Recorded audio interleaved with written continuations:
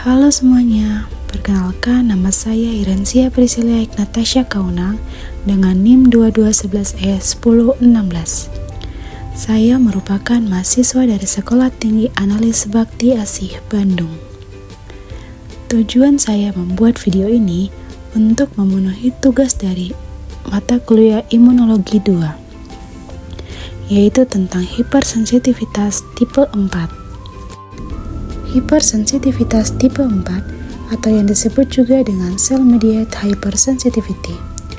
Hal ini dikarenakan hipersensitivitas tipe 4 dimediasi oleh sel T. Sel T yang dapat dimediasi oleh sel T CD4+ atau sel helper yang diperantai oleh sel T CD8+ atau sel T sitotoksik. Mekanisme pada hipersensitivitas tipe 4 memiliki dua mekanisme dalam merusak sel atau jaringan tubuh. Yang pertama, dimediasi oleh sel T CD4+ atau sel T helper. Yang kedua, sel T CD8+ atau sel sitotoksik.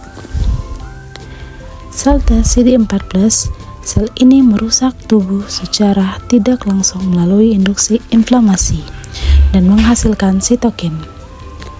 Aktivasi dari sitokin menghasilkan sel makrofag dan sel neutrofil. Sel makrofag dan sel neutrofil teraktivasi dan menyerang sel dapat melalui fagositosis, melalui penghasilan enzim seperti lifosin, dan melalui zat kimia yang disebut dengan reaktif oksigen spesies. Reaksi yang dimediasi oleh sel T CD4+ melalui produksi sitokin. Reaksi yang dimediasi oleh sel T CD4+ melalui produksi sitokin disebut dengan delayed type hypersensitivity atau hipersensitivitas dilambat karena reaksinya baru muncul ketika 24 hingga 48 jam setelah terpapar antigen. Yang kedua, sel T CD8+ atau sel T sitotoksik. Sel ini tidak butuh bantuan sel lain untuk membunuh sel tubuh melainkan dirinya sendiri yang langsung membunuh sel. Reaksi yang dimediasi oleh sel T CD8+ disebut dengan direct cell cytotoxicity. Reaksi ini hanya membunuh sel tubuh yang terpapar antigen dan bersifat spesifik, yang artinya sel T ini hanya membunuh sel yang telah terpapar oleh antigen. Sel T butuh waktu untuk merespon antigen yang berdiferensiasi kemudian menghasilkan sitokin hingga akhirnya menimbulkan reaksi. Penyebab hipersensitivitas tipe 4 dapat disebabkan oleh autoimunitas dan respon berlebihan yang terjadi pada organ tertentu dan tidak bersifat sistematik. Contoh penyakit yang dimediasi oleh sel T yaitu dermatitis kontak yang mengakibatkan alergi kulit terhadap suatu senyawa seperti obatan dan alergi lain pada tanaman, contohnya toxicodendron atau biasa disebut poison ivy. Cedera jaringan pada tubuh dapat juga terjadi akibat respons sel T terhadap mikroba, contohnya pada kasus penderita TBC atau tuberkulosis. Bakteri yang menyebabkan TBC yaitu Mycobacterium tuberculosis. Bakteri ini dapat merangsang sitokin dan pengaktifan sel T dalam jumlah besar sehingga disebut superantigen. Manifestasi klinis. Gejala yang dapat ditimbulkan oleh penyakit ini antara lain gejala-gejala akibat kerusakan jaringan tertentu seperti kerusakan sel B atau sel beta pankreas yang menyebabkan diabetes mellitus tipe 1.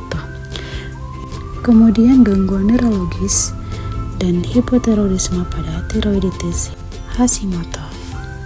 Pemeriksaan penunjang. Untuk hipersensitivitas tipe 4, tidak ada pemeriksaan penunjang yang spesifik untuk tipe ini. Terapi. Terapi dirancang untuk mengurangi peradangan dan menghambat respons sel T. Terapi pilihan pada hipersensitivitas tipe 4 antara lain kortikosteroid. Obat-obatan yang dapat digunakan yaitu seperti obat-obatan antiinflamasi steroid, yaitu prednisolon, dexamethasone, dan triamcinolone. Namun obat-obatan ini memiliki efek samping yang sangat banyak. Jenis yang kedua yaitu antagonis TNF atau tumor necrosis factor, yaitu untuk mengurangi inflamasi berlebih. Obat-obatannya yaitu infliximab, adalimumab, dan golimumab. Yang ketiga yaitu antagonis interleukin. Obat-obatannya seperti anakinra, tocilizumab, dan dupilumab.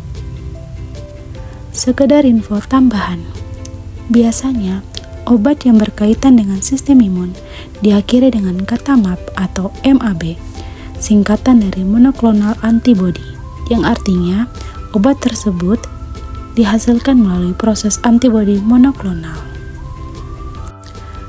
Terima kasih telah menonton video ini dan telah mendengarkan video penjelasan dari saya. Jika ada kurang kata dan salah katanya mohon dimaafkan ya. Terima kasih.